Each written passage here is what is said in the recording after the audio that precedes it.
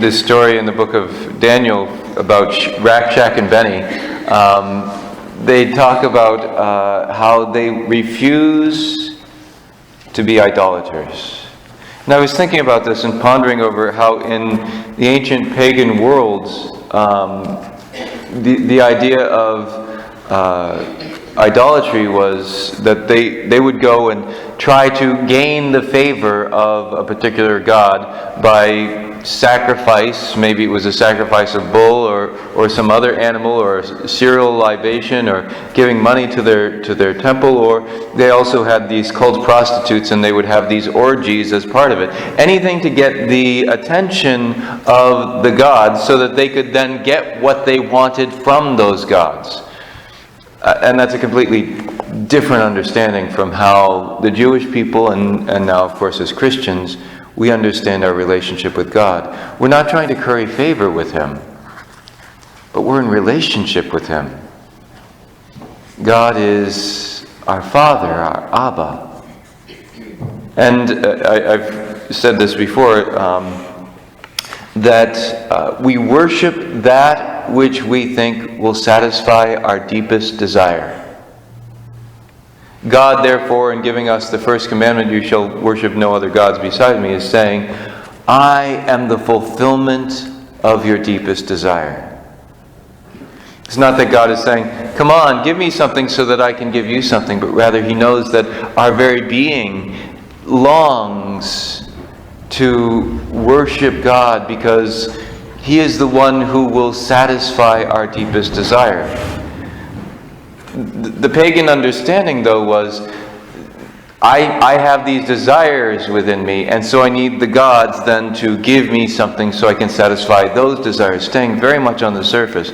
But we look at Shadrach and Benny today, and we see that they stayed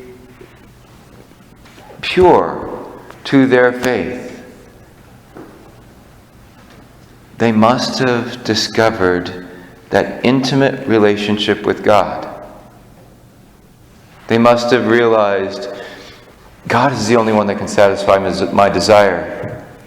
And so they look to this king who says, I'm going to throw you into the white hot furnace, and he does. And they say, if our God whom we serve can save us from the white hot furnace and from your hands, O king, may He save us.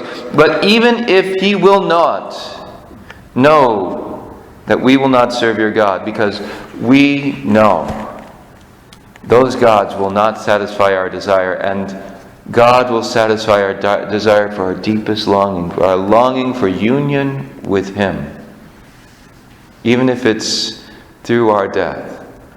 And while God does save these three young men from the fire of the white hot furnace, we know that doesn't always happen. We look at the Maccabees, for instance, where we have that mother of the 7 sons, and she watches each of them being tortured and killed because they refuse to reject their faith.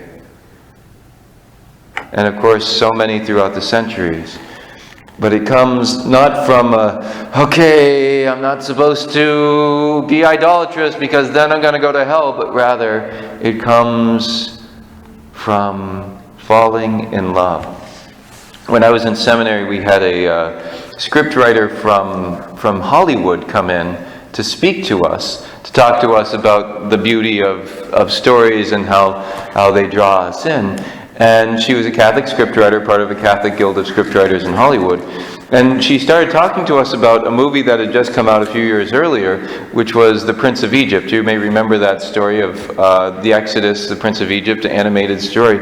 And she said that the scriptwriters were looking at this story and saying, why would Moses ever go back to Egypt? He's been away. He's escaped, he's found his own life here, and then just because this burning bush is telling him go back, why would he go back? What motivated him? They couldn't figure out the motivation. And then they said it must be something deeper. And so if you have seen the movie, you know at this one point at the end of the burning bush scene, you see these bands coming out from the bush and enveloping Moses.